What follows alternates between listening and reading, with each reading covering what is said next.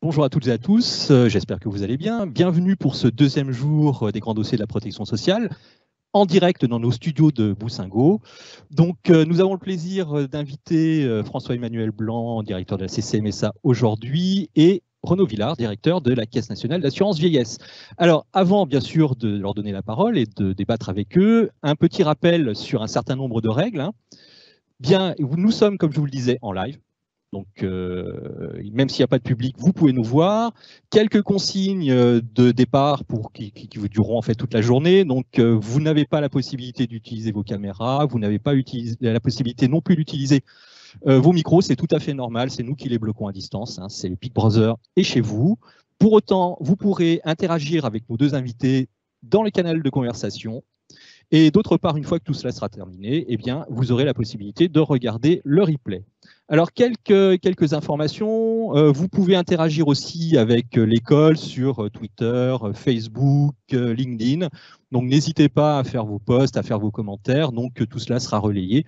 Et bien entendu, on pourra vous suivre. L'école, bien sûr, relaiera tous vos commentaires. Autre élément, donc le rappel de la journée. Donc hier, c'était bien sûr une journée qui était consacrée traditionnellement aux finances publiques. Dieu seul sait qu'il y a quand même pas mal de choses à dire et c'était une journée extrêmement intéressante. Donc aujourd'hui, en fait, nous allons nous intéresser aux services publics de sécurité sociale. On recentre un peu nos propos sur nous, hein, sur nos réseaux, nos activités. On le fera, et c'est une particularité, en deux temps. Première fois, avec François-Emmanuel et Renaud aujourd'hui. Et puis, on verra deux autres directeurs généraux jeudi, même heure, de 11h à 12h30. Et nous aurons donc le plaisir d'accueillir Yann Galamgar, donc directeur de la Caisse nationale, de URSSAF Caisse nationale. Je suis un peu perturbé parce qu'ils ont changé de nom. Et nous aurons également Vincent Mazoric, directeur général de la CNAF, qui est un voisin, donc qui viendra certainement à pied nous rencontrer. Donc jeudi, 11h, midi et demi. En attendant, aujourd'hui, une journée en fait qui se terminera également à 18h, beaucoup de choses. On abordera les problématiques en fait de démographie, de politique familiale et bien sûr de précarité avec un plateau qui sera aussi extrêmement prestigieux. Donc je laisserai la parole cet après-midi à partir de 14h à Julien Damon, donc qui prendra le relais comme il l'a fait hier. Alors, mercredi, je continue à dérouler le programme. Mercredi, nous aurons une journée centrée avant tout sur les problématiques de santé, avec comme président Jean-Philippe Vinquant. Donc c'est un petit nouveau, mais il a plein d'avenir. Hein. Donc c'est lui qui animera cette journée de mercredi. On terminera jeudi avec quelqu'un que vous avez vu hier, hein, Dominique Libaud, qui traitera des problématiques à la fois de retraite, mais également de cinquième risque. Et c'est lui, bien sûr, qui terminera cette semaine des grands dossiers de la protection sociale et qui répondra à la question, hein, qui est la question fondamentale de cette semaine, est-ce que nous sommes dans une nouvelle ère? Alors, nouvelle ère pour la protection sociale, ça on le verra toute la semaine. En tout cas, on va s'interroger maintenant sur une nouvelle ère, en tout cas pour les organismes de sécurité sociale. Alors, donc François-Emmanuel et Renaud, bonjour. Alors, je vous propose que l'on organise ces débats autour de 4 temps. Premier temps, c'est un rapide bilan de cette crise, pratiquement 18 mois hein, de crise sanitaire, mais également 18 mois d'organisation interne extrêmement forte, hein, qui ont quand même fortement mobilisé à la fois les équipes et les structures. Et j'aimerais bien, en quelques phrases, que vous me fassiez un peu un bilan, votre bilan, en fait, ces 18 mois.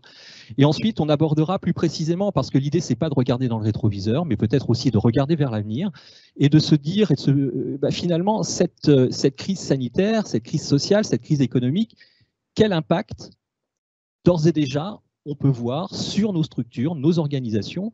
Et on le traitera en 3 temps, si vous en êtes d'accord. Premier impact sur la relation client. Est-ce que ça va le bouleverser? Est-ce que ça va bouleverser toutes nos relations avec nos clients? Alors, clients au sens large, hein, les assurés, bien entendu, les professionnels au sens large, les chefs d'entreprise, s'il y en a, premier temps donc. Deuxième temps, interne. Est-ce que ça va bouleverser l'organisation, notre organisation? Donc, on sait qu'il y a le télétravail, on sait qu'il y a un mode hybride, donc comment tout cela vous l'organisez, comment tout cela vous le voyez aussi sur un temps, on va dire, court et plus lointain. Et enfin, on terminera ce débat sur les relations avec la tutelle. Est-ce que cette relation a évolué? Alors, François-Emmanuel, vous êtes en pleine négo COJ, ça va bientôt même terminer. Et puis, 2022, ce sera aussi une année importante, hein, puisque les différents autres réseaux vont commencer à négocier leur COJ. Donc, on verra toutes ces relations à l'aune de ce qui s'est passé, en fait, durant cette crise sanitaire. Est-ce que vous êtes d'accord avec le programme? Eh bien, écoutez, c'est parfait. Ça tombe bien, parfait. Alors, bien entendu, je le disais en introduction, vous pouvez interagir avec François-Emmanuel et Renaud tout au long de cet échange. Hein. Donc, moi, je répercuterai, j'ai une petite tablette à côté de moi, je lirai les questions et puis j'essaierai de répercuter le maximum d'entre elles. Alors, votre bilan, en quelques mots. Renaud? Alors, en quelques mots, d'abord, saluer, et c'est valable évidemment pour, je pense, toute la sécurité sociale, mais infiniment vrai, j'ai pu le constater à chaque jour, infiniment vrai pour la branche retraite, saluer l'engagement, la résilience et la capacité d'adaptation. Ça a été quand même en réalité juste dingue. Alors, j'en parle au passé et il faut rester prudent malgré tout. Nous sommes encore dans une situation évidemment atypique, mais malgré tout, sur ces trois axes majeurs qui ont été finalement l'engagement des personnels, c'est-à-dire que, et si on revient pas si longtemps en arrière, en mars 2020, la priorité absolue, c'était payer les retraites. C'était que chacun finalement se mobilise avec son ordi perso, avec sa connexion perso sur la table de son salon, avec l'enfant sur les genoux, pour assurer ce service public de la retraite. L'ensemble des équipes ont été au rendez-vous et c'est une immense fierté pour moi. Ça a été une manière finalement de, quand tout faillit en quelque sorte, quand tout semble objet de doute, ce qui tient bon, ce sont les valeurs, c'est le socle. Et là, le socle, cet ADN sécurité sociale a été particulièrement puissant. Donc je voulais évidemment rappeler cela. Rappeler la capacité d'adaptation inouïe des organisations, parce qu'il a fallu pivoter en moins de 15 jours, avoir 90% de personnes en télétravail, mais pas que, le télétravail, c'était qu'un épiphénomène. Il fallait modifier en profondeur les chaînes de décision, les chaînes de management. Il fallait modifier en profondeur tous les circuits papier pour les assécher en 3 semaines et ainsi de suite. Et là-dessus, les organisations ont été au rendez-vous. Et puis enfin, le bilan pour moi, et qui nous a permis finalement, et j'en suis pas peu fier, qui nous a permis de maintenir intacte l'intégralité de notre gamme de services. Au début de la crise sanitaire, on se dit il faut payer les retraites. Puis progressivement, on se dit bon, on va aussi, tant qu'à faire, liquider les dossiers. Et on a pu maintenir l'ensemble de nos gammes de services, y compris la lutte contre la fraude. Alors, on a évidemment fait pivoter parce qu'on allait moins chez les gens pour vérifier s'ils étaient bien là et bien vivants, mais on a employé d'autres méthodes pour maintenir, il n'y a aucun service qui était dégradé, qui était mis en souffrance grâce à cela. Donc, engagement des personnels, capacité d'adaptation des organisations, et puis capacité individuelle de faire ce pas de côté, parce que beaucoup, au moins 15-20% des collaborateurs ont fait un pas de côté parce que leur métier était durablement impacté, n'était pas complètement télétravaillable. Et je citerai seulement, parce que c'est pour moi un très bel exemple, je citerai seulement le fait que une bonne partie des fonctions support qui ont retrouvé, incarné toute leur importance dans cette crise sanitaire, une partie des fonctions support qui ne pouvaient pas télétravailler ont dû et ont choisi, ont accepté de basculer plutôt vers presque le métier et de faire des campagnes d'appels sortants, de réassurance, pour prendre des appels longs avec des personnes âgées fragilisées, inquiètes socialement, inquiètes sanitairement. Ils ont accepté de remplir cette mission et pour moi, ça a été essentiel. Ça fait un peu, peut-être un peu cocorico, mais je trouve que ça fait du bien de se dire qu'on n'a pas à rougir de notre bilan collectif comme sécurité sociale et du bilan qui est le nôtre comme branche retraite. Et j'assume la part d'immodestie parce que le mérite ne m'en revient pas. Il revient évidemment aux 14 000 collaborateurs de la branche retraite. François-Emmanuel. Même bilan hein, de cette crise, en tout cas dans ces premiers 18 mois. Donc nous avons à la MSA, comme dans les autres branches, fait face, et je pense de belle manière, hein, à la situation, en déployant très rapidement le télétravail, en faisant en sorte que les prestations, bien sûr, soient versées, que l'ensemble du service socle soit assuré. Au-delà de ce service socle, nous avons également entrepris des démarches originales, d'aller vers les populations les plus isolées, en tout cas dans le monde rural. Nous avons pu déployer, grâce à notre spécificité qui fait que nous pouvons compter aussi sur des bénévoles, nos élus en territoire, qui complètent l'action de nos salariés. Et nous avons pu aller vers des initiatives qu'on a appelées MSA solidaires, qui ont permis d'aller au-delà même de notre service socle habituel. Donc voilà, même remarque que Renaud, donc une vraie capacité d'adaptation, un véritable engagement sur les valeurs, au nom de nos valeurs, qui ont permis de mobiliser l'ensemble de nos collaborateurs et nos bénévoles et de nos élus au service des populations et notamment, bien sûr, pour nous, des populations dans le monde rural. Ce que je peux rajouter par rapport à ce que disait Renaud, c'est que pendant cette période, comme l'activité de l'État et du gouvernement n'est pas restée, comment dire, sans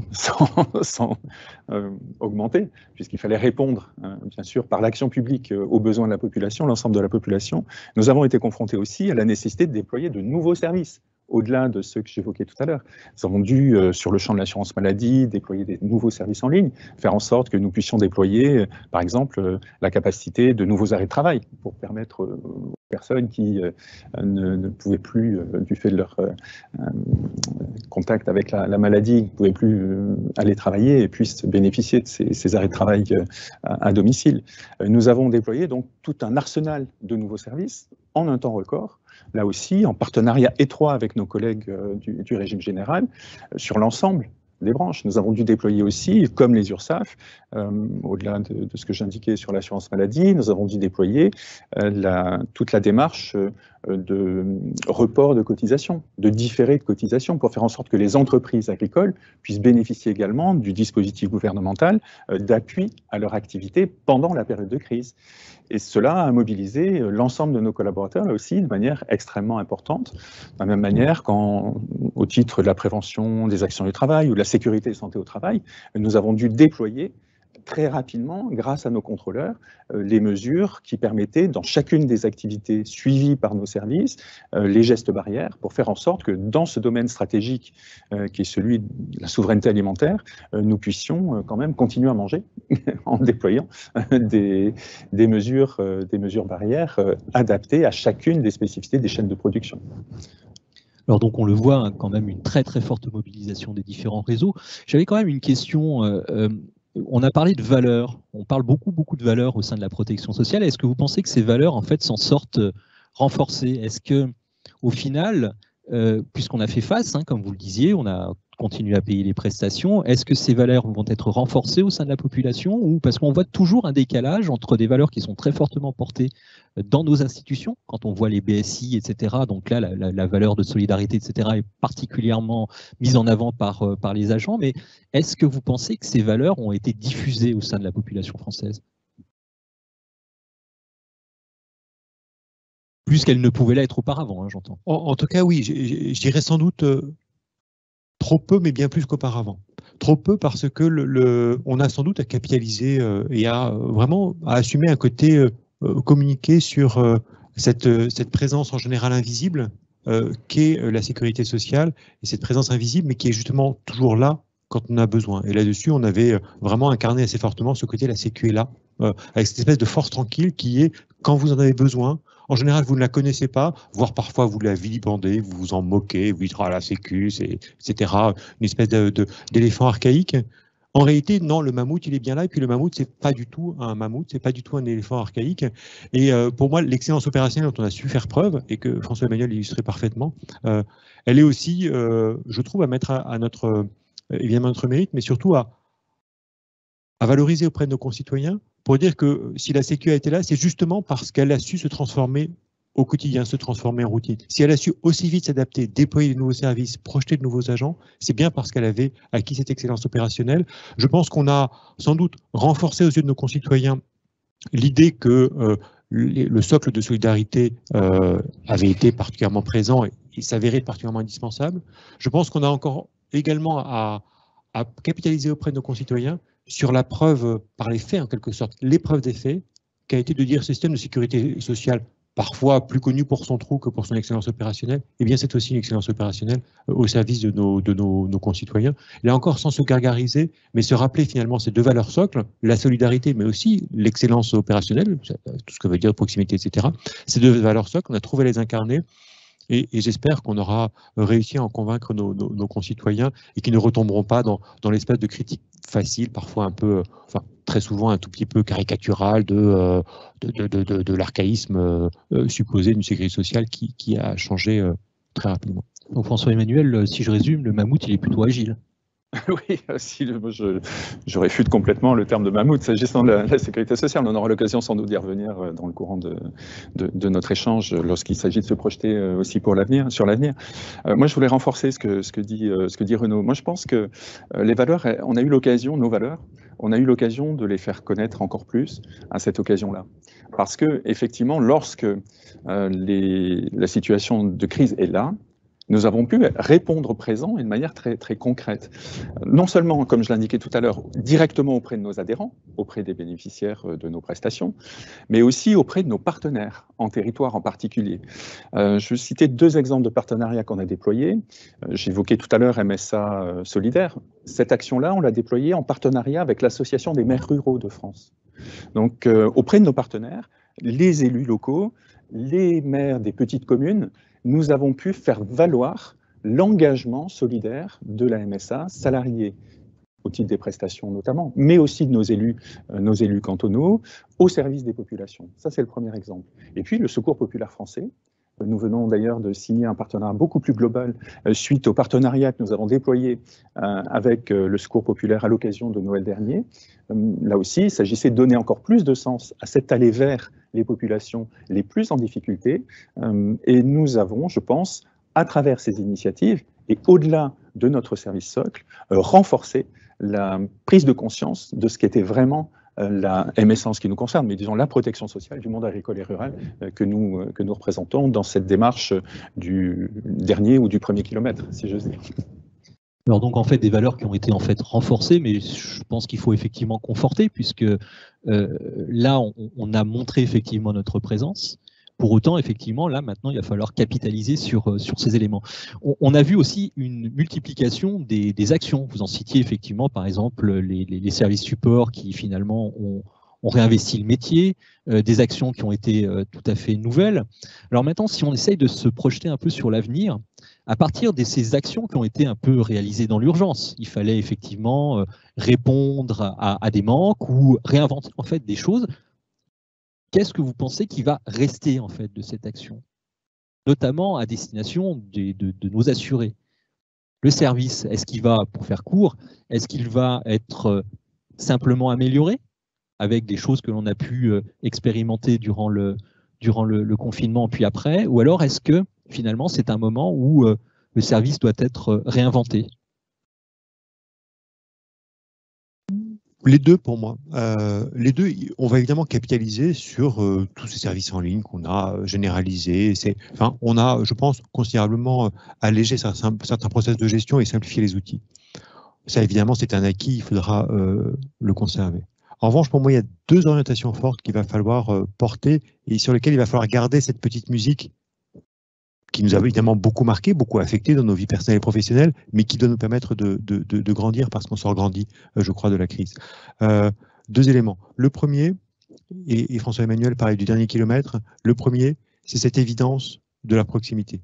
Cette impérieuse nécessité de réenchanter la proximité. Quand je dis réenchanter la proximité, c'est parce que peut-être au nom de gains de productivité, peut-être au nom d'une performance opérationnelle un peu standardisée, on a eu tendance, et là je balaye devant ma porte pour la branche retraite, on a eu tendance finalement à désincarner un peu la proximité. Réenchanter la proximité, ça ne veut pas dire pour autant remettre en cause, par exemple, l'idée qu'on est mieux accueilli quand on est accueilli sur rendez-vous, qu'on a eu le temps de le préparer. Mais c'est vraiment imposer à la fois un modèle de proximité au sens territorial du terme, c'est-à-dire on doit être à une demi-heure du service public au maximum, mais surtout, se dire que c'est très facile d'accéder au service public, c'est très facile d'obtenir un rendez-vous. On est en train de déployer, par exemple, ce que j'ai surnommé le Doctolib de la retraite. C'est-à-dire, je voudrais que ce soit aussi simple d'avoir rendez-vous avec nous que d'utiliser une appli que tout le monde a découvert au moins dans la campagne vaccinale, du moins je le souhaite. Cette forme de familiarité en quelque sorte, qu'on ne soit pas une espèce de monstre froid et distant, parce que c'est aussi ce que m'ont renvoyé nos assurés. Début de la crise sanitaire, les 2 premiers mois, mars-avril, les lignes téléphoniques étaient quasiment aux abonnés absents. Les assurés ne nous écrivaient plus, n'envoyaient plus de dossiers, ne téléphonaient plus. Ils avaient l'impression que de toute façon, on était en tilt. Alors même qu'on était surarmé, que j'ai jamais eu un taux de décrochage aussi fort, parce que finalement, il y avait très très peu d'appels. Donc voilà, se dire, non, on est là pour vous, on est en proximité.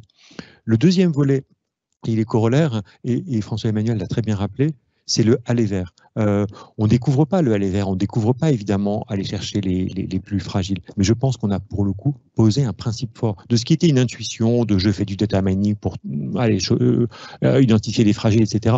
Ce qui était une intuition qui était parfois presque un vœu pieux, même si on faisait des choses, le non-recours, etc. Aller vers par tous les moyens. Utiliser tous les outils possibles, utiliser toutes les technologies les plus avancées pour aller vers, pour ne laisser personne au bord du chemin. Ma conviction intime, c'est qu'on a des parcours géniaux à la sécurité sociale, on a des parcours parfaits dans la branche retraite, mais qu'est-ce qu'on fait pour ceux qui ne sont pas dans le parcours? C'est ça la logique d'aller vers. C'est qu'une fois qu'on est dans le parcours, franchement, la prise en charge est chouette, les agents sont engagés, tout se passe globalement bien. En revanche, ceux qui ne sont même pas dans le parcours, ceux qui ne cochent pas la case parcours, c'est pour eux qu'on doit faire l'aller vers, et là, c'est même plus le dernier kilomètre, c'est le dernier centimètre. Et c'est cette bataille-là qu'il va falloir gagner, mes yeux. Enfin, en tout cas, sur laquelle on a appris, et je pense qu'on a envie de se transcender à l'issue de la crise sanitaire. En tout cas, ce serait mon totem.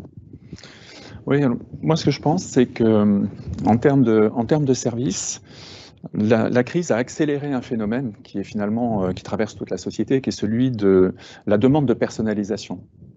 De la demande, finalement, c'est le corollaire de l'hyper-individualisation que l'on constate dans la société, mais derrière, le côté positif, c'est je souhaite avoir une réponse très personnalisée à mes besoins. Alors, côté MSA, vous savez qu'on a le guichet unique, donc on a la vue globale sur la personnalité sociale, si j'ose dire, de nos adhérents. Et dans ce contexte-là, moi, je trouve que la crise exacerbe cette demande. Et nous, à l'occasion des dispositifs que nous avons mis en place, comme les rendez-vous de prestation, qui permettent d'avoir la vue globale des situations, on constate que une fois sur deux, les personnes que nous voyons dans les rendez-vous de prestation, donc avec cette vue globale à 360 sur leur situation sociale, ressortent avec une nouvelle prestation. Ça veut dire que, à travers ce contact rapproché, ce nouvel aller vers, cette approche beaucoup plus personnalisée, on répond mieux à l'ensemble des besoins sociaux et on couvre mieux finalement de la vie sociale l'ensemble de nos adhérents. Et je trouve que c'est une bonne chose. Donc il y a sous cette pression de la conjoncture particulière qui nous a surpris tous autant que nous étions au début de la crise, il y a cette dimension beaucoup plus structurelle qui s'accélère, me semble-t-il, du point de vue de cette exigence de personnalisation. Et le deuxième facteur que j'observe, c'est dans le sens de ce qu'indiquait Renaud tout à l'heure, c'est l'exigence de proximité. Mais cette exigence de proximité, j'y reviendrai aussi parce que au-delà par exemple du programme des maisons France Service auxquelles nous sommes tous attachés, enfin on est tous partenaires de ces maisons France Service, nous avons souhaité nous être opérateurs en plus du projet Maison France Service pour les territoires les plus reculés, les plus éloignés. Mais au-delà de ça, ce qui me semble, c'est que finalement nous avons un nouveau client, un nouveau bénéficiaire. C'est plus les adhérents, c'est le territoire.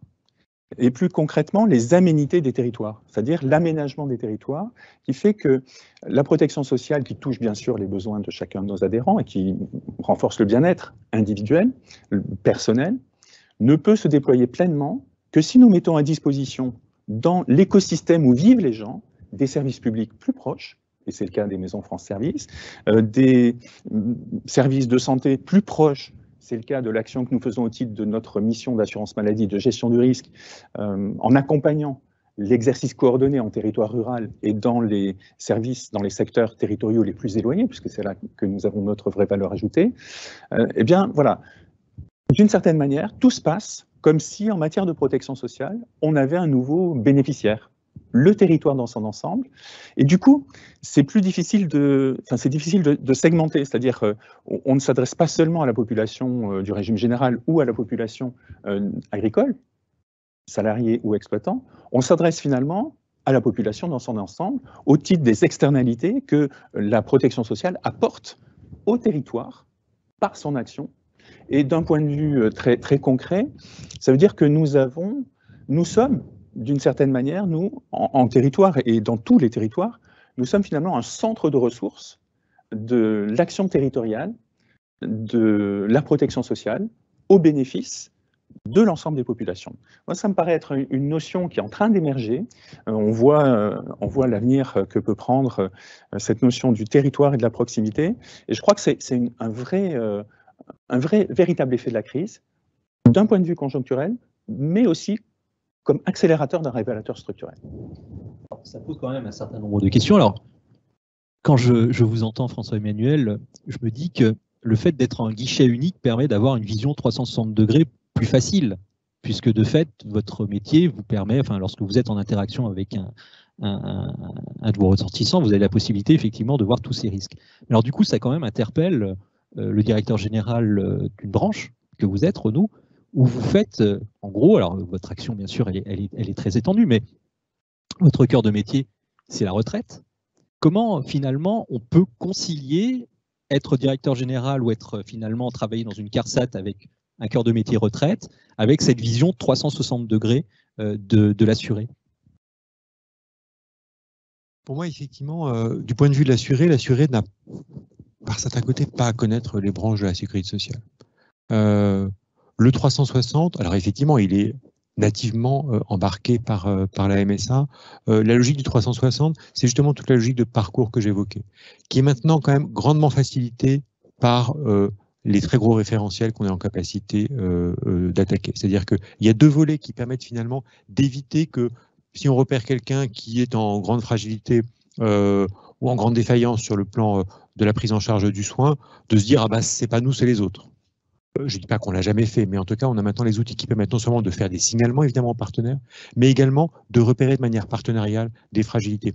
Le socle du 360, par certains côtés, c'est, par exemple, le DRM. Vous croisez le DRM, donc le dispositif ressources mensuelles, qui va ramener de manière caricaturale les ressources sociales et les ressources fiscales à rythme mensuel.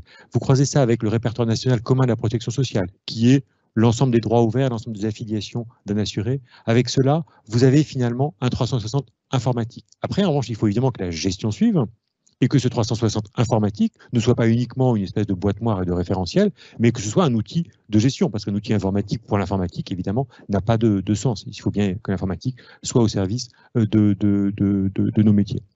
Je ne dis pas qu'on y est encore parfaitement. Je ne dis pas que le rêve du sans-couture qui est le mien est complètement atteint. On a encore des cas d'assurés qui sont en situation, je ne sais pas quoi, d'allocation adulte handicapé et qui se retrouvent, alors que normalement on devrait naturellement, très logiquement, très fluidement les faire passer vers leur droit à la retraite et qui se retrouvent en inquiétude au moment de passer à la retraite parce qu'ils ont peur d'être en rupture de ressources, etc. et qu'on rattrape finalement un peu tardivement. En revanche, cette cible, elle est complètement atteignable. Finalement, en dépit des organisations, les organisations sont le fruit de l'histoire. J'ai plein de respect, et puis j'ai un lourd passé d'historien, j'ai plein de respect pour l'histoire des organisations. En revanche, et là je rejoins 1000 fois ce qu'a dit François-Emmanuel, aujourd'hui, et demain plus encore qu'aujourd'hui, et aujourd'hui plus encore qu'hier, on doit centrer sur la personne et sur les besoins de la personne. Et fondamentalement, la personne, elle n'appartient pas à une branche, elle n'appartient pas à une régime, elle appartient à elle-même. Et l'enjeu, c'est de répondre le plus précisément possible à l'ensemble des besoins qu'elle peut exprimer, indépendamment de nos silos variés et multiples, qui sont à la fois des silos entre branches, mais même des silos internes, parce que nous avons des organisations régionales et nationales. Nous avons une série de silos. Ces silos ne doivent jamais faire écran entre la personne et ses droits. Ces silos doivent être transparents. Alors ça pose à un moment donné quand même des vraies questions, c'est-à-dire que je reviens quand même aux fondamentaux, et là vous l'avez rappelé, ce qui a été une des grandes forces de la sécurité sociale durant cette période, c'est d'avoir continué à payer les prestations. Comment vous allez pouvoir jongler en fait entre ce mouvement, enfin est-ce que déjà le mouvement n'est pas contradictoire, c'est-à-dire en gros de verser des prestations de manière massive, de manière homogène, en respectant le droit, ce qui est logique, c'est notre cœur de métier, et puis une vision à la limite sans couture, beaucoup plus proche des besoins des individus. Comment on arrive à jongler ou plutôt à faire fonctionner ces deux approches aujourd'hui? En fait, on est contraint à un exercice qui est pas simple, mais qui est aussi notre métier. Finalement, on est tenu de faire du sur-mesure de masse, donc vraiment d'associer la puissance de nos interventions autorisées par notre logique industrielle du back-office et ce front-office qui doit répondre à cette exigence dentelière, c'est-à-dire vraiment de coller très précisément aux besoins de la personne. Et ça se fait à travers l'expertise de nos techniciens, l'expertise de nos agents, l'expertise de nos salariés, qui sont très largement mobilisés. Et ce qui fait le sans couture, finalement, dans cette logique, c'est finalement, de manière très concrète, ce qui l'autorise, ce sont les valeurs qu'ils portent et le sens du service qui est le leur. Donc, moi, je peux prendre un exemple tiré de l'expérience des espaces France Service dans lesquels nous sommes opérateurs.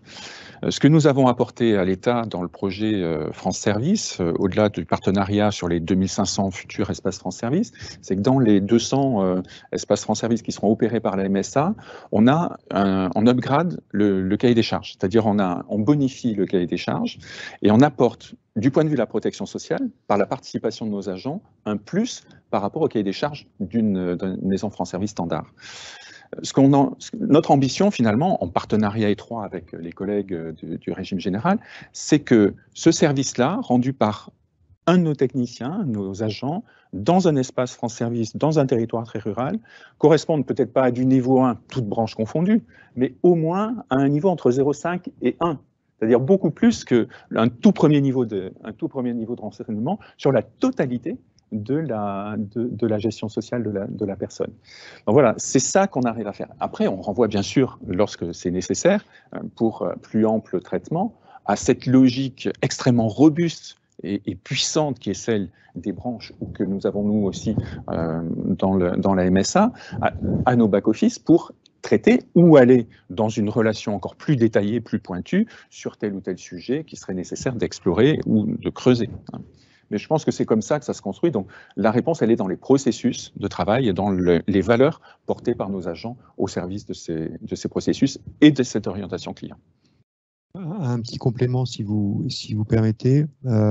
Effectivement, vous pointez une forme d'injonction paradoxale. Au bout d'un moment, plus on va faire du service personnalisé, plus on s'attire le mécontentement et de retraités qui nous envoient leur butin avis de loyer, leurs impôts, leur EDF, etc. et qui disent « Regardez, je m'en sors pas, pourriez-vous s'il vous plaît augmenter ma retraite ?» Parce qu'effectivement, nativement, si on dit on personnalise, il peut y avoir une forme de confusion en disant « personnaliser jusqu'au bout, vous voyez bien que je suis en difficulté pour payer mes... Donc, aidez-moi. » Et là, évidemment, on dit « Non, comme vous l'avez rappelé, il y a un truc qui s'appelle les règles, et les règles du jeu, évidemment, elles sont uniforme sur l'ensemble du territoire et on ne peut pas, en revanche, faire de la retraite au service, enfin en fonction de la situation singulière. La réponse pour moi là-dessus, pour éviter finalement cette forme de mésentente ou d'incompréhension par rapport au client ou à l'assuré, c'est de fonctionner en transparence. C'est de dire, être à la fois parfaitement clair et pédagogique, mais surtout transparent. Tout ce que nous savons sur vous, tout ce que nous avons sur vous, on vous le restitue, vous le voyez en temps réel. C'est-à-dire qu'on n'est pas dans une forme d'asymétrie en mode, c'est une espèce de guichet administratif froid dont sort un montant, prenez et dites merci, de toute façon, ça n'est... Tenez-le-vous pour dit en quelque sorte, on est en transparence et en symétrie des attentions. On est en train par exemple de construire collégialement un énorme entrepôt carrière avec tous les données carrières de tous les régimes de retraite, avec une maille très très fine. La priorité pour moi, ce sera très vite de pouvoir le restituer aux assurés, qu'ils aient cette même vision très fine que l'on a d'être parfaitement en symétrie, de ne pas dire il y a d'un côté le sachant, l'expert qui délivre, et puis de l'autre l'usager qui a un droit d'usage et qui reçoit. On est bien dans une approche quasiment partenariale et je pense que c'est cette transparence, ce partage d'informations qui permet pour partie de rester sur l'individualisation de la prestation sans pour autant faire de la retraite à la tête du client, qui n'est pas exactement ce qui est prévu dans le code de la sécurité sociale, heureusement. Droit. Je pense que notre travail et le travail de nos collègues salariés sera facilité par la tendance à l'universalisation des droits. On le voit sur la retraite, mais on le voit aussi sur l'assurance maladie, on le voit bien sûr sur la famille, on le voit d'une certaine manière aussi sur le recouvrement, où on a cette même tendance qui se met en œuvre. Et du coup, la notion de service, elle n'est pas bien sûr sur la négociation des droits, parce qu'il ne s'agit pas de négocier les droits, comme le disait Renaud, évidemment, mais il s'agit d'avoir cette capacité d'empathie qui permet de faire coller précisément le costume du droit à la situation individuelle. C'est ça qui est notre métier aujourd'hui et demain encore plus à travers cette exigence de personnalisation. Donc rapprochement des droits, effectivement, c'est une manière de faciliter aussi les échanges. Renaud, vous parliez tout à l'heure des systèmes d'information, justement. J'ai une question là qui vient d'arriver, notamment sur le data mining. Est-ce que vous pensez alors que le data mining, c'est aussi une possibilité justement d'aller vers l'assuré? Et on l'a vu, il y a quand même parfois quelques problèmes avec les systèmes d'information, puisque c'est bien de dire, OK, il faut que les systèmes d'information communiquent entre eux, il faut que les bases de données soient homogènes, etc. etc. Donc, est-ce qu'on en est encore, est-ce qu'on s'approche finalement d'un système d'information qui pourrait être unique, qui pourrait être fiable, qui pourrait être partagé par tous? Notamment. Fiable, il l'est déjà quand même, Dieu merci. Unique, non, unique, j'y crois pas. Alors, je crois absolument pas au système d'information qui ferait papa, maman, lave-vaisselle, famille, retraite, tout. Ce serait un monstre. Et les monstres, en général, sont particulièrement peu évolutifs. Là, c'est pas le mammouth, là, c'est je sais pas, je connais pas l'animal plus gros, mais voilà, un mammouth hypercube. Donc, non, non, surtout pas. Surtout pas. En revanche, deux sujets très intéressants à la question qui est soulevée. Le premier, le data mining, oui, oui, oui. Et on en est encore qu'au début. Qu'au début, non pas, enfin, je pense qu'on commence maintenant à avoir tous plutôt bien implémenté la double technique qui consiste à créer des grands entrepôts de données, des entrepôts aveugles en quelque sorte, qui ne sont pas structurés et qu'on peut attaquer de manière aléatoire, et puis ensuite à brancher dessus des outils fins de data mining. En revanche, là où il y a tout un champ d'exploration, et pour moi la donnée, c'est la pépite d'or de la sécurité sociale, pas au sens où on va la vendre comme certains réseaux sociaux fameux, mais c'est la pépite d'or dans notre relation usagée, c'est que cette donnée, on peut la croiser de manière bien plus large et bien plus profonde que ce qu'on fait aujourd'hui. On peut croiser le comportement du clic sur le portail unique de branche avec ça fait 2 ans que j'ai pas vu mon médecin traitant. Pourquoi pas? Croisons, et peut-être que ça ne donnera rien. Mais peut-être que si je clique de manière erratique et que ça fait 2 ans que je n'ai pas vu mon médecin traitant, alors il y a un problème. C'est ça le data mining. C'est vers cela qu'il faut aller. Ce n'est pas uniquement de croiser les données retraite, famille, en se disant ah bah là, il y a quelqu'un qui détecte pas ses droits. Ça, on le fait évidemment. Mais c'est aller bien au-delà.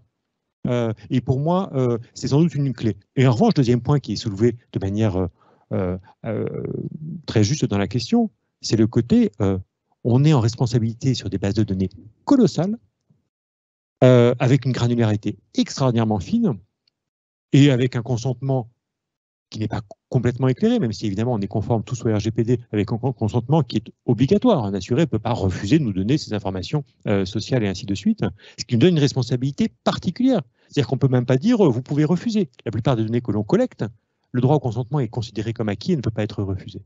Ce qui nous donne une responsabilité majeure en termes du coup de protection des données et de sécurité informatique. Je veux là-dessus, pour moi, il y a cette pépite d'or qui est la donnée, et nous devons être des gardiens de, alors je ne sais pas quoi, si c'est Fort Knox ou quoi, impitoyables. Parce que cette pépite d'or, c'est un tas d'or, et que ce tas d'or, il y a des tas de gens qui peuvent vouloir être taquins dessus, soit pour le piquer, soit pour le rançonner, soit pour, etc. Donc, protection des données, et puis sécurité et système d'information. Je pense que adresser le sujet de la donnée, c'est évidemment adresser la promesse de valeur immense qu'il y a derrière la donnée, mais c'est aussi adresser le risque. Et là-dessus, je ne ferai aucune fanfaronnade en mode franchement, c'est un non-sujet. On voit que de tous côtés, ce risque existe, et ce risque, le seul moyen d'adresser un risque, c'est en permanence de réinterroger les process et de monter en gamme. Parce que les gens qui essaient d'attaquer nos données montent en gamme de manière très rapide également. On peut peut-être dire aussi sur cette partie, sur l'informatique, bon, on a quand même tous des actions de convergence de nos systèmes d'information. Avec la retraite, nous avons Mocar, qui est un projet commun avec la CNAV. Sur l'assurance maladie, nous avons également un projet commun qui s'appelle Météor. Ce que je peux dire, c'est que le data mining, effectivement, n'en est qu'à son début, et l'intelligence artificielle également dans le traitement des données. Je prends un exemple très concret, et ça peut même révolutionner nos propres métiers. En matière de contrôle T2A, par exemple, pour prendre un sujet assurance maladie, aujourd'hui, les établissements de santé travaillent avec des logiciels d'optimisation de la tarification. Nos contrôleurs T2A, eux, font du contrôle en bout de chaîne, à la main. Il peut très bien survenir l'opportunité, dans notre spectre d'intervention, peut-être de labelliser les logiciels de travail des établissements de santé qui permettraient de changer les modalités de notre contrôle et de valider les algorithmes de traitement des établissements pour optimiser leur propre tarification.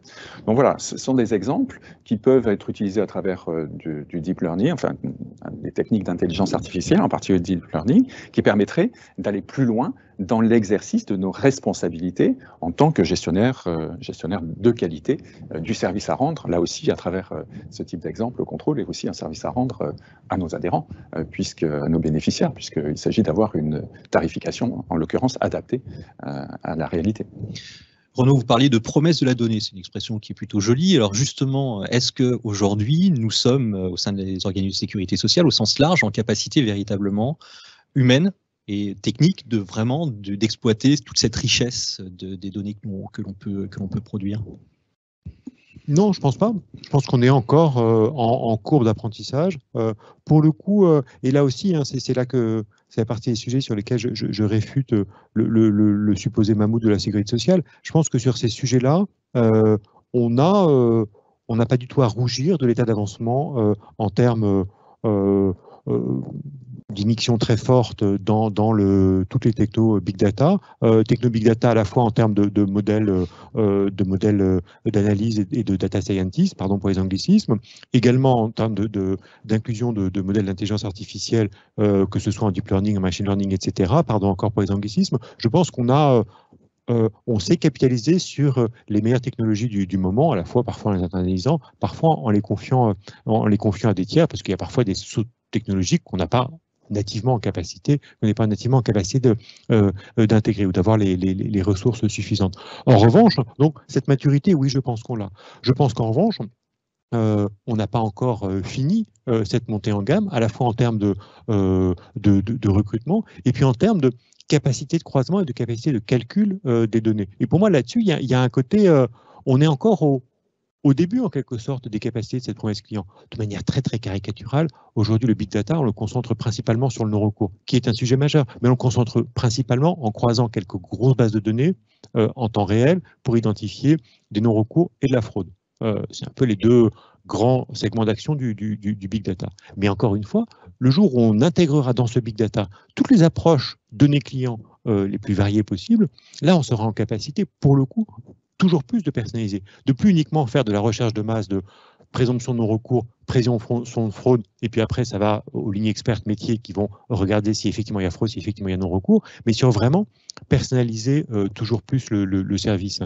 Personnaliser un service, ça veut dire même tout bêtement que si aujourd'hui vous allez sur le portail de l'assurance retraite, et ce serait valable, j'imagine, j'en suis sûr pour toutes les autres branches, vous avez déjà, en fait, le portail, il vous ressemble à vous, parce que vous êtes authentifié, on connaît votre âge, on connaît votre carrière, donc les services qui vous sont proposés sont directement liés déjà à votre profil.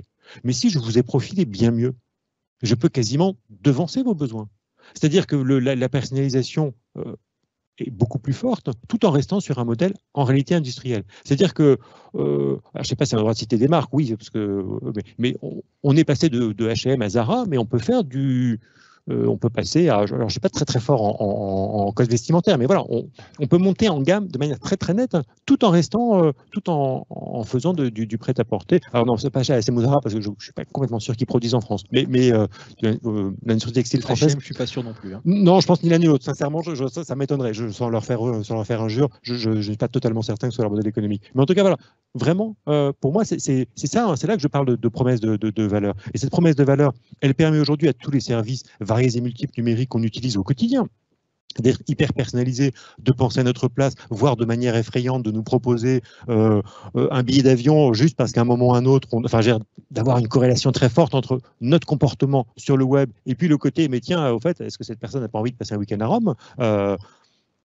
Nous, on peut l'utiliser, mais pour le bien commun, pour l'intérêt général et pas évidemment pour en tirer profit, pour personnaliser, mais personnaliser pour rendre un meilleur service et pas évidemment pour en tirer monnaie sonnante et druche. On va peut-être éviter par exemple de proposer une retraite à quelqu'un qui est de 25 ans qui va venir cliquer sur votre site tout de même. Voilà. Mais ça, on l'évite déjà quand même. C'est là que on a franchi quand même quelques marches. Mais la personnalisation, là, pour l'instant, on est à ce niveau de personnalisation. C'est-à-dire qu'on détecte finalement le macro-profil du client en fonction de ça, on personnalise le service. Mais en fait, on peut affiner sans cesse le profil. Et pour tenir cette promesse que François-Emmanuel évoquait, hein, de personnaliser, vraiment d'avoir un service extraordinairement personnel, en réalité, juste en mobilisant tout ce que l'on sait sur la personne. Et là-dessus, il y a, de toute façon, qu'on le veuille ou non, c'est une aspiration très forte du corps social. C'est tout paradoxe, alors qu'on connaît parfaitement sur les sujets retraite. Sur les sujets retraite, il y a à la fois l'idée faire plus simple, harmoniser, etc. Et puis en même temps que la retraite reflète l'ensemble des aléas de vie, y compris les plus fragmentaires, les plus ténus d'entre eux. Que finalement chaque retraite soit singulière parce qu'elle va refléter 45 ans de vie et avec sa vie personnelle et sa vie professionnelle. Et cette injonction contradictoire-là, c'est pour moi la data qui permet en partie de la lever. Pardon, je suis trop bavard. Alors, ce que je vous propose maintenant, c'est, on l'a vu, il y a quand même une transformation assez importante des services. Je pense qu'elles ne vont pas s'arrêter. Effectivement, on le voit avec les big data, on le voit avec les nouveaux services qui sont proposés. J'aimerais bien maintenant que l'on aborde un sujet extrêmement important, c'est finalement, et les troupes dans tout ça. C'est-à-dire, en gros, les agents, comment peut-on entraîner tout le monde? Donc on l'a vu, il y a quand même eu des bouleversements assez conséquents, alors pas simplement au sein de la sécurité sociale, on le vit dans toutes les entreprises, le télétravail, le mode hybride, etc. Mais au-delà de ce télétravail, de ce mode hybride, comment va-t-on faire pour pouvoir en fait amener tous les salariés des organismes de sécurité sociale dans cette direction d'un accueil de proximité, de services plus adaptés, d'une plus grande agilité? Ça, c'est un véritable défi. Comment vous le vivez, vous, de votre côté? Comment vous l'anticipez et l'accompagnez? Je pense qu'on l'a déjà anticipé à travers le renforcement de la logique de projet. Projet de groupe, projet d'institution, projet d'entreprise, projet de caisse. Je vais prendre l'exemple très concret qui a été le nôtre. Vous savez que on a une respiration démocratique à la MSA tous les 5 ans. Il y a des élections, il y a une campagne électorale pour l'élection de nos délégués cantonaux. Et avant ces échéances électorales, le réseau MSA a l'habitude de se mettre en mouvement, c'est-à-dire de réfléchir à une vision stratégique. Et ça a été le cas dans les 18 mois qui ont précédé la mise en œuvre des situations de crise, enfin la mise en gestion tendue pendant la période de crise. Nous avons élaboré ce qui s'appelle MSA 2025, 18 mois de débat interne, qui aboutit à une vision stratégique, une projection pour l'avenir de ce que peut être la MSA. Et je reviendrai sans doute si on aborde le sujet de la COGE, puisqu'on a encapsulé cette vision stratégique dans la proposition de COGE que nous avons faite à l'État. Mais très concrètement, ça veut dire quoi ça ? Ça veut dire que cette démarche de projet, elle renforce l'alignement des acteurs au service d'une vision, au service des valeurs. On est bien sur une vision stratégique, une offre stratégique que fait le groupe MSA à l'État, au pouvoir public, à travers cette réflexion. Et dans le contexte de crise, eh bien, le fait d'être très aligné sur ces valeurs, sur cette vision, nous a permis de déclencher assez rapidement, à travers nos PCA, à travers notre pilotage renforcé pendant la crise, eh bien, cette logique d'action, d'efficience au quotidien, d'excellence opérationnelle, comme le disait Renaud, qui fait de la protection sociale un outil extrêmement puissant au service de l'État. C'est quand même pas pour rien que l'État, dans sa dimension sanitaire, s'est adressé à l'assurance maladie, aux assurances maladie, pour faire le contact tracing, par exemple. La capacité que nous avons eue collectivement, que l'assurance maladie ait, avec notre petit complément à la MSA, mais à répondre à ce besoin opérationnel immédiat, c'est bien la preuve de notre capacité opérationnelle à tous, cette excellence opérationnelle. Et je crois que cette logique de projet est fondamentale pour cela. Renaud, vous, de votre côté, comment vous appréhendez justement l'avenir ? Du point de vue en tout cas interne. Hein, oui, parce que l'avenir, je l'appréhende de plein de manières différentes. Non, avec d'abord une conviction, c'est que si on résume la capitalisation et les acquis que l'on peut tirer de la crise sanitaire uniquement en mode check, accord télétravail, c'est fait, 90% des collaborateurs au télétravail, ce qu'on va faire, enfin ce qu'on a déjà fait côté branche retraite. Mais si on se contente de cela, on sera passé à côté, pour moi, des vrais enjeux. Parce que l'enjeu que vous soulignez très justement, c'est comment on réussit à transformer l'essai avec les changements culturels qu'il va falloir embarquer. Et effectivement, le mode projet est compris à tous les étages de la maison, et j'aime beaucoup ce qu'a dit François Emmanuel, sur le côté, il faut à la fois un projet d'ensemble, et puis au plus près des territoires, des projets singuliers pour porter un collectif. Ce changement culturel, pour moi, ça va être l'enjeu majeur, et c'est ce qu'on a appelé, nous, toute la logique, l'assurance retraite d'après, CNAF d'après. C'est-à-dire, bon, le télétravail, certes, mais comment ensuite on modifie et on réenchante nos pratiques professionnelles. Un exemple tout bête de réenchantement, et ça va vous sembler être d'une banalité à pleurer, mais c'est un vrai changement de paradigme, parce que parfois les choses les plus simples sont les plus compliquées culturellement. Si on veut être vraiment dans une logique d'aller vers, de proactivité, de relations clients simplifiées, etc., de finalement, face à moi, j'ai pas une procédure, j'ai un client, ça suppose notamment que, comme on a beaucoup d'interactions dans le champ de la retraite, ça suppose qu'on évite le plus possible de passer par des courriers envoyés par la machine qui du coup vont rappeler les pièces éducatives. Ça veut dire tout simplement aussi que face à un assuré qui a oublié de nous envoyer un truc, on décroche son téléphone, on dit « Tiens, monsieur machin, là j'ai votre dossier sous les yeux, il me manque cela ». Ce qui est une évidence dans beaucoup de services de nature privée, où parfois on nous appelle en disant « Désolé, il me manque cela ».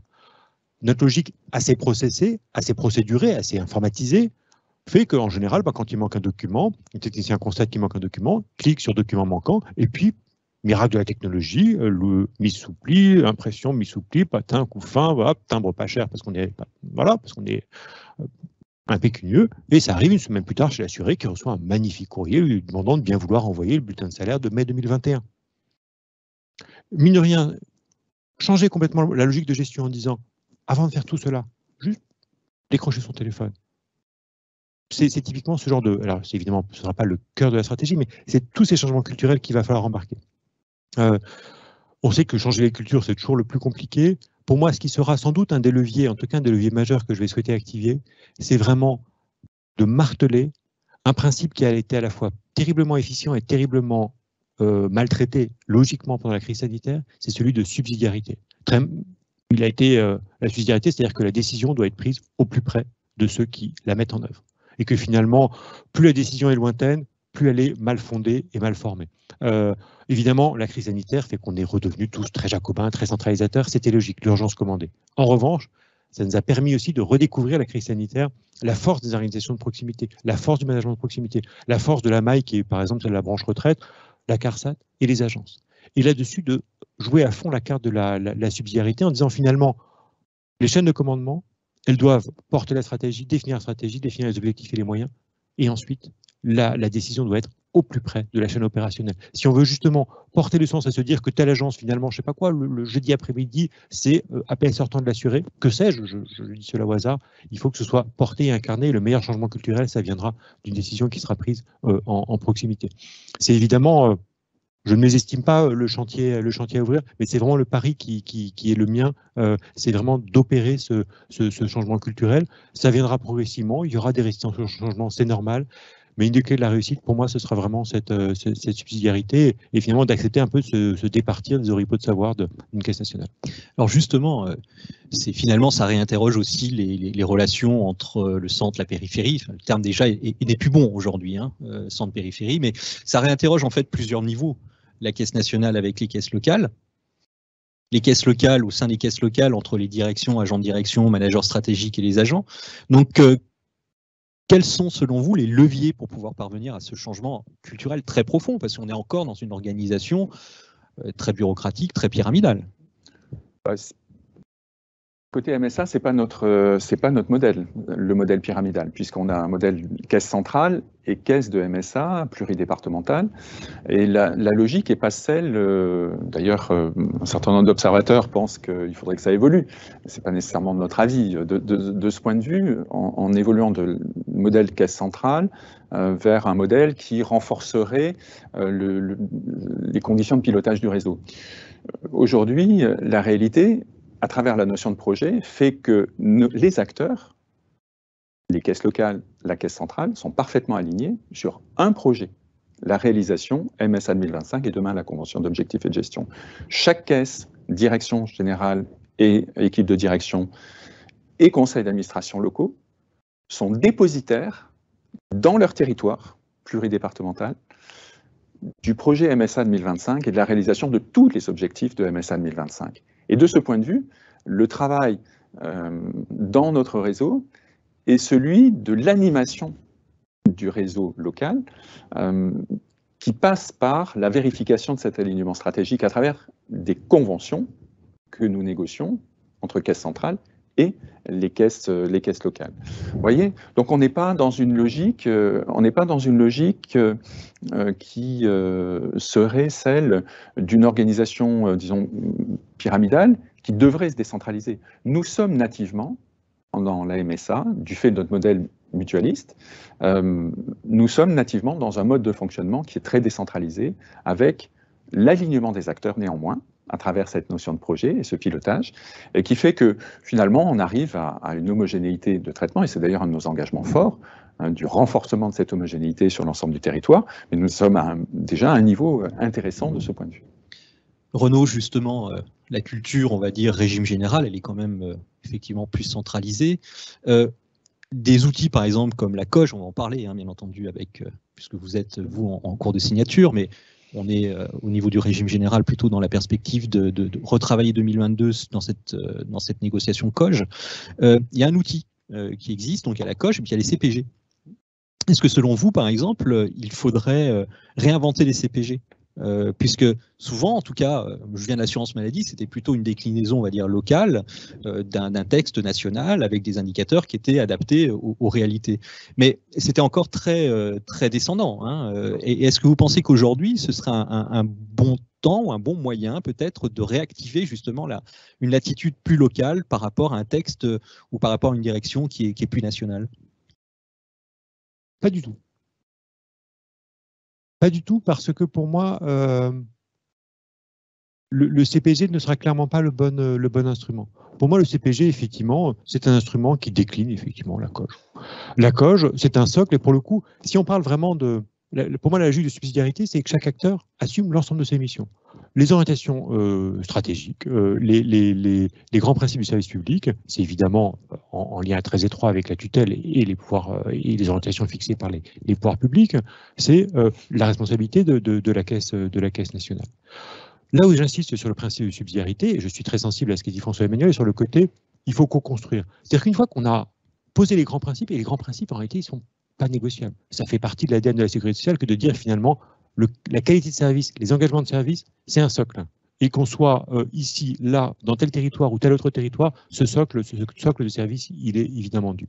En revanche, la mise en œuvre opérationnelle, elle doit être à la fois co-construite, et pour le coup, ne pas faire la co-construction de façade, hein, où on fait une consultation rapide, elle doit être co-construite avec l'ensemble des parties prenantes. Et pour le coup, sans doute au plus près du terrain. C'est à la fois co-construit entre les caisses nationales et les caisses régionales, mais c'est co-construit aussi au plus près du terrain d'une caisse régionale, voire à la maille infrarégionale, avec les assurés, les parties prenantes, les territoires, que sais-je. C'est vraiment de se dire que fondamentalement, cette co-construction doit être le socle. Les grands principes, les grandes orientations, c'est évidemment directif descendant, parce qu'il y a une forme de verticalité. Assumer la subsidiarité, c'est aussi assumer la verticalité. C'est assumer et épuiser l'ensemble de ses compétences. Si en revanche considérer que ce n'est pas de ses compétences, ça ne sert à rien de le faire remonter à la Caisse nationale juste pour avoir une espèce de vernis, ou de le faire remonter au pouvoir public pour avoir une Marianne. C'est de considérer que la bonne décision, c'est la décision qui sera prise au plus près du terrain. Et là où vous avez parfaitement raison, c'est que ça n'interroge pas uniquement le rapport entre une caisse nationale et les caisses régionales. En réalité, ce que ça secoue le plus, c'est les rapports entre les lignes hiérarchiques cadres dirigeants et les lignes opérationnelles. Mais la crise sanitaire a complètement secoué ces lignes. Et c'est ces lignes qu'il faut réinventer, réenchanter. On a tous, je pense, passé notre temps à faire des chats avec l'ensemble des collaborateurs. Nos collaborateurs qui, il y a 5 ans, 10 ans, pour lesquels on était monsieur le directeur général avec un D énorme et un G au moins aussi majuscule, ils nous interpellent via un chat de manière, certes toujours courtoise, parce qu'on est dans un univers courtois, mais de manière directe. Il y a 5 ans, sincèrement, ils se seraient pris un coup de règle par leur N+1, puis N+2, puis N+3 en mode mais qui es-tu pour oser parler au directeur général? Je caricature à peine. Là, fondamentalement, ça a évidemment créé une forme de continuum au sein des lignes hiérarchiques. Pour moi, c'est une promesse, c'est énorme, c'est majeur en termes de transformation. Et ce n'est pas du tout une mise à risque des lignes managériales, parce que justement, ça va nous aider à sortir d'une vision peut-être un tout petit peu trop verticale et au profit justement plutôt d'un mode matriciel, d'un mode transversal, d'un mode projet qu'évoquait François-Emmanuel Blanc. Et une anecdote pour terminer, quand je suis arrivé à la CNAV, j'ai eu la surprise de découvrir que j'avais un N-11. N-11. Mais comment on peut être le N-11 ? Ah. Et j'en suis à N-7, j'en suis pas peu fier. Bien. Un niveau par an, dans 7 ans, non, je n'irai pas jusque-là. Enfin, mais c'est ça, cette incarnation de la verticalité. De moins 11 à moins 7, effectivement, c'est une belle performance.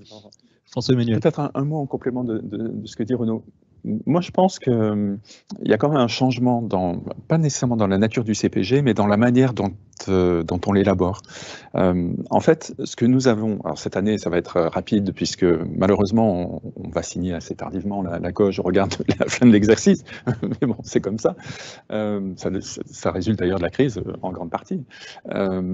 Mais nous avons, pour l'année prochaine, commencer à expérimenter des dialogues stratégiques avec chacune des caisses. C'est-à-dire que nos dialogues de gestion, caisse centrale, caisse locale de MSA, vont changer de nature. On ne sera plus seulement sur la répercussion de la trajectoire des effectifs et l'affectation des moyens, chapitre B, chapitre A, enfin bref, toute la technique.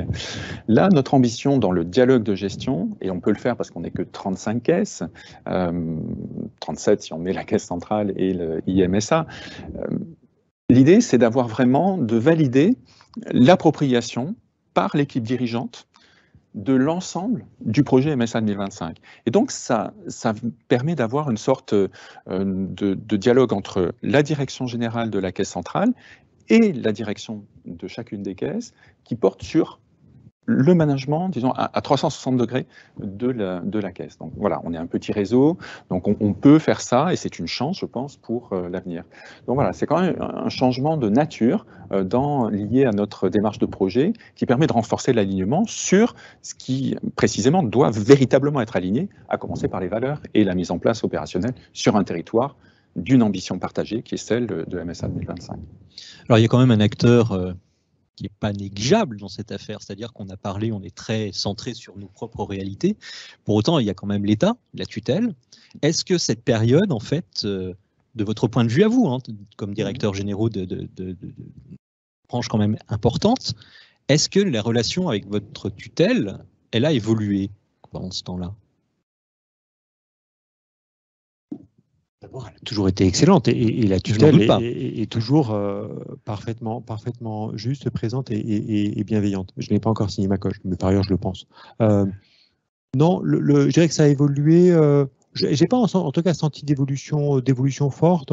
On a plus fait peut-être des circuits courts un peu informels, mais parce que, je sais pas quoi, nos petits déjeuners réguliers se retrouvaient un peu fragilisés. Je pense qu'on a été, mais comme on l'est d'habitude, en réactivité et en transparence. Je dirais pas qu'il y ait eu une grande évolution. Là où il y aura potentiellement une grande évolution, que personnellement je souhaite, c'est de se dire que un jour ou l'autre, il faudra prendre l'instrument COG et l'instrument CPG pour ce qu'il est. Ce qui n'est pas et ce qu'il est. Aujourd'hui, l'instrument COG et l'instrument CPG, vous faites un sondage, pas parmi nos concitoyens qui ne savent pas ce que c'est, heureusement pour eux, mais parmi les salariés de l'institution, je pense que 90% vous diront que la COG et le CPG, c'est un instrument destiné, utilisé pour rendre des effectifs. Alors, on a des personnes qui nous écoutent, hein. Vous pouvez faire un sondage, on peut faire un sondage en direct. Hein. N'hésitez pas à répondre dans le chat dans le fil de discussion. À votre avis, la COG, le but principal de la COG, c'est rendre des effectifs, oui ou non? Alors, vous pouvez répondre. Hein. Je vois les réponses tomber. Et donc, vous avez Maître Nézosi qui verra voilà. Je regarde le compteur, donc n'hésitez pas, top départ. Hein. Donc pour moi, il faut surtout pas. Il faudrait en quelque sorte réaffirmer un peu le fait que la COG, c'est avant tout une manière pour l'État stratège de poser sa vision de l'évolution et du devenir et des ambitions d'un service public de sécurité sociale. Une fois qu'on a dit cela, il ne faut pas non plus se tromper d'instrument et considérer que la COG, c'est un projet entreprise. Il y a un projet entreprise, en tout cas, il peut y avoir des projets entreprises, des projets de branche. François-Emmanuel évoquait la dynamique qui avait été le sien. C'est pas, la COG ne résume pas en quelque sorte un projet entreprise et une vision d'ensemble du devenir d'une institution. Pour moi, la COG, c'est vraiment des orientations stratégiques posées par les pouvoirs publics. Parmi ces orientations stratégiques, il y a nécessairement, parce que c'est consubstantiel au service public de la sécurité sociale, il y a nécessairement la performance opérationnelle. Est-ce que ça, ensuite, il faut en déduire ou pas des réductions d'effectifs? C'est en tout cas, pour moi, la conséquence d'une réflexion stratégique et pas le levier et le moteur. Je dirais que la COG, les CPG, c'est parfois quand même vu comme un instrument presque un peu punitif, alors que ça ne l'est pas et que ça ne devrait pas l'être, parce qu'en plus, c'est quand même, malgré tout, un instrument, je trouve, qui donne en réalité beaucoup de liberté. Mais je suis peut-être un tout petit peu encore optimiste, et je n'ai pas ouvert la négociation. Pas du tout. Alors, moi, j'ai une question quand même. Très optimiste. Hein. Alors, j'ai une question, justement, alors là, qui est très likée, hein, puisque les gens ont la possibilité, quand il y a une question qui est posée qui leur plaît, de les liker. Donc là, le nombre de likes augmente. Alors, je la lis. Hein.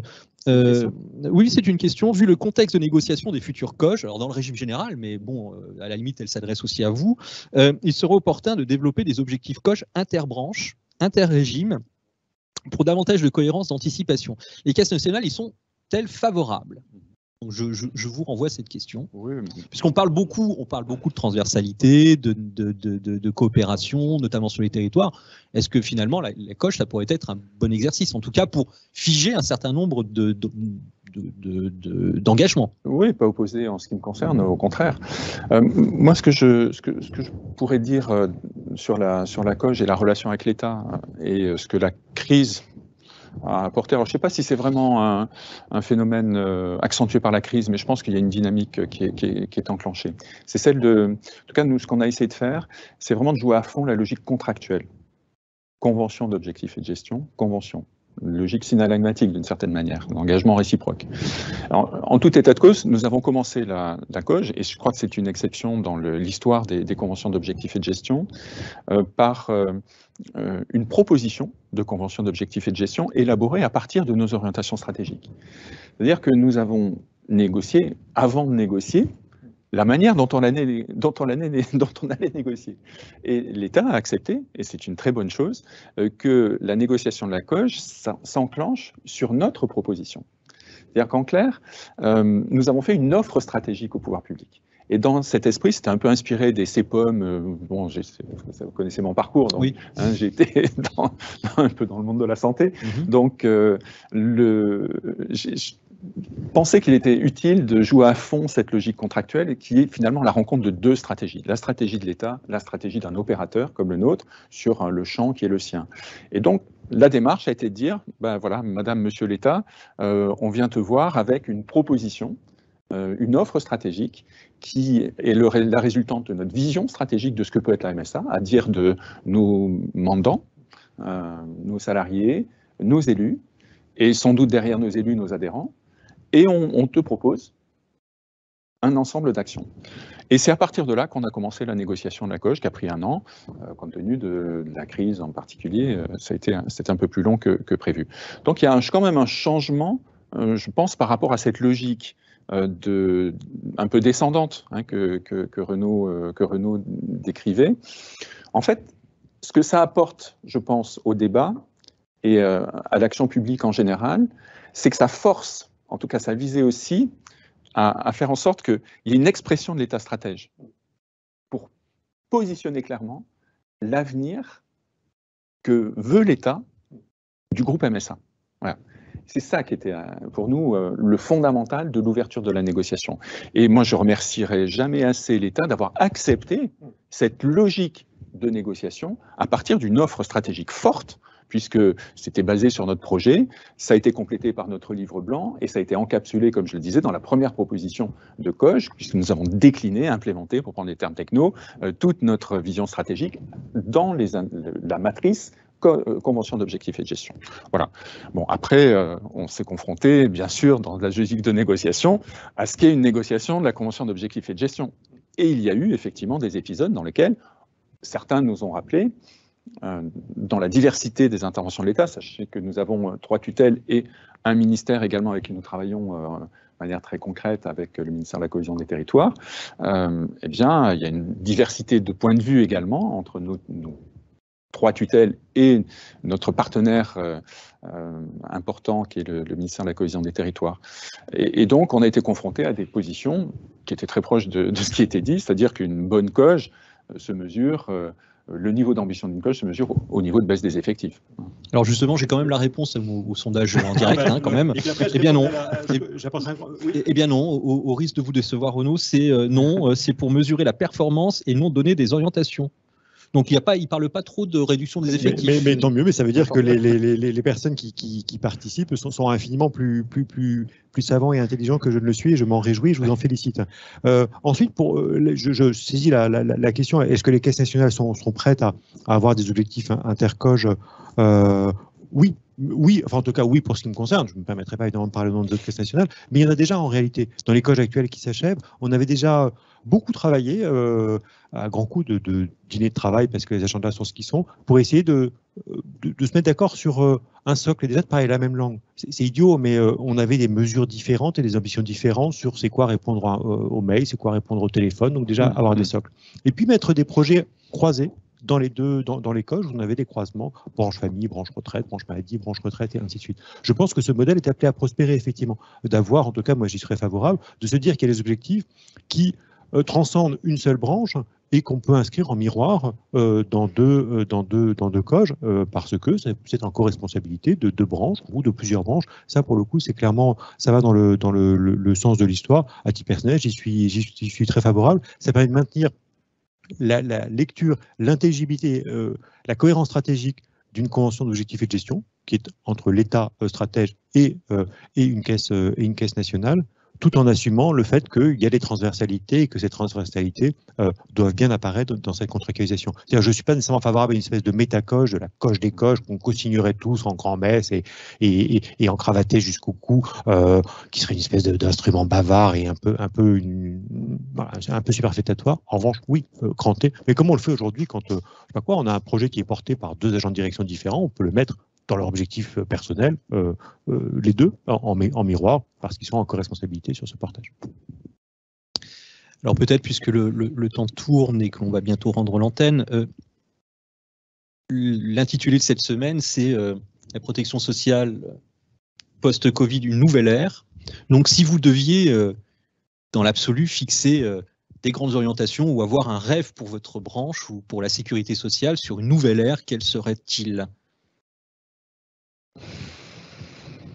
On repart dans la philosophie. Hein. Oui. Alors moi, ce que je peux peut-être me lancer, commencer. Ça m'arrange, oui, de la réfléchir peut-être comme ça. Si on veut vraiment parler d'avenir de la protection sociale, moi je pense qu'on va se trouver confronté dans les prochaines années à des choix stratégiques fondamentaux. Et si je peux me permettre, il me semble que dans cette logique-là, en se projetant à une dizaine d'années, il faut bien dissocier ce qui relève de la notion de droit, de régime, disons, et au sens large, et ce qui relève des opérateurs. Moi, je suis vraiment partisan de l'idée selon laquelle la tendance à l'universalisation de la protection sociale est une donnée fondamentale de l'évolution de notre pays. Par contre, je suis absolument convaincu également que qui dit régime universel ne doit absolument pas dire opérateur unique, pour tout un tas de raisons. Parce qu'un opérateur unique, on aura l'occasion peut-être d'y revenir, mais un opérateur unique qui pèse 33% du PIB, je crains pour l'État, en ce qui me concerne. Et pour les libertés publiques, puisqu'on est quand même sur des libertés publiques de seconde génération, mais la protection sociale, c'est bien quand même ça. Et donc, je crois que la pluralité d'opérateurs, sur un cahier des charges commun, qui permet d'éviter la sélection adverse, la sélection du bon risque, dans ce cadre-là, ça laisse beaucoup plus d'espace à quoi ? Précisément à la personnalisation de la relation et à l'orientation client auquel nos concitoyens, je pense, sont extrêmement attachés. Et ça sera sans doute une exigence. Si vraiment on arrivait, dans le cadre d'un régime universel, et toutes branches confondues, pourquoi pas, à mettre en œuvre précisément ce qui est le meilleur à travers le challenge entre opérateurs, de la relation de service personnalisée, je pense que collectivement, on aurait une ambition qui permettait d'extraire le maximum de valeur de ces 30% du PIB qui sont consacrés à la protection sociale. Voilà. Ça, et au moment où on parle, avec les défis qui sont devant nous, comme la crise nous a rappelé que une des trames de la solidarité, de ce qui fait société dans notre pays, c'est bien la protection sociale, je pense qu'on devrait s'attacher vraiment à construire cet avenir en tenant compte de cette double dimension, régime universel et pluralité d'opérateurs, pour converger vers cette personnalisation qui fait que la protection sociale, améliorant le bien-être individuel et collectif, participe à la construction du monde de demain. Donc universalité et pluralité. Oui. Renaud. Pas mieux, et puis, enfin, pas mieux si ce n'est une nouvelle ère. au-delà du fait que pour moi, pour moi, une nouvelle ère, non. Ce serait un pari presque un peu présomptueux. Oui, des nouveaux paradigmes, notamment dans la personnalisation, dans la relation client, qui en fait sont des paradigmes qu'on approfondit. On n'a pas découvert la personnalisation, de même que la MSA n'a pas découvert les territoires à travers la crise sanitaire. Il ne faut pas non plus tomber dans une approche évidemment téléologique, comme le poserait cette question, avec on réécrit totalement l'histoire en disant il y a un an zéro de l'histoire qui est la crise Covid. Je me méfie toujours en quelque sorte de ces lectures. Du coup, pour moi, on ne va pas être sur une forme de révolution. Ça va sans doute être un accélérateur formidable, un peu risqué mais formidable, de transformation qu'on avait déjà commencé à tutoyer, à envisager. On a évoqué l'enjeu de la data tout à l'heure, par exemple. Là où, en revanche, je ne voudrais pas finir sur une note pessimiste ou un peu plus sombre, là où, fondamentalement, on ouvre peut-être un peu une nouvelle ère, mais on saura évidemment la gérer, mais parce que l'histoire est un recommencement, c'est qu'on était sur une sécurité sociale qui tutoyer l'équilibre et de manière un peu sereine en quelque sorte, voyez la cadence s'effacer, l'équilibre s'affermir. Et là, voilà, il y a un côté, évidemment, l'accompagnement nécessaire, le quoi qu'il en coûte, fortement voulu et porté par le président public et les pouvoirs publics, ont évidemment, temporairement en tout cas, fragilisé ces équilibres financiers. Vous en avez parlé, je crois, récemment, vous l'avez dit. Et là-dessus, ça va nécessairement avoir un impact. Il y a une forme de retour arrière, mais qu'importe, évidemment, on saura faire comme on a su faire précédemment. Mais une nouvelle ère, je n'irai pas jusque-là, parce que fondamentalement, il y a des ruptures, mais les ruptures, pour moi, induites par la crise sanitaire, seront plutôt des accélérateurs de transformation sur lesquels il va falloir capitaliser au profit de nos assurés, mais aussi au profit de nos collaborateurs qui ont été sans doute toujours chamboulé, mais je n'en doute pas grandi par la crise sanitaire. Mais voilà, nouvelle ère pour moi, ça semblerait presque une promesse intenable en quelque sorte, et je ne le souhaite pas. Apprendre, capitaliser, c'est pas nécessairement repartir de zéro. Et enfin, je finirai là-dessus, et pardon pour les métaphores animalières pas toujours heureuses, mais nouvelle ère, ça fait un peu quasiment, on passe du Crétacé au Jurassique, si tant est que ce soit dans cet ordre-là, et un peu quasiment, bon, on passe de l'âge des dinosaures à l'Homo sapiens. Non, on était déjà sapiens très très largement. Donc ça ne veut pas dire que c'est la fin des mammouths pour le coup. Mais parce que les mammouths, il y a très très longtemps qui sont non plus même pas dans des zoos, mais qui sont dans des armoires ou au jardin des plantes, enfin au muséum d'histoire naturelle. Je n'en doute pas, et ça fait et que la sécurité sociale, c'est un essaim de gazelles dans sa diversité qui avance dans le même sens. Je n'ai pas fait d'études de zoologie, ça se voit. Très bien, mais écoutez, on va terminer en tout cas sur Sapiens Sapiens. Ce sera certainement plus proche de nous. Merci beaucoup, et bien on va rendre l'antenne. Et donc merci encore une fois François-Emmanuel Blanc et Renaud Villard de nous avoir accordé un peu plus d'une heure de débat.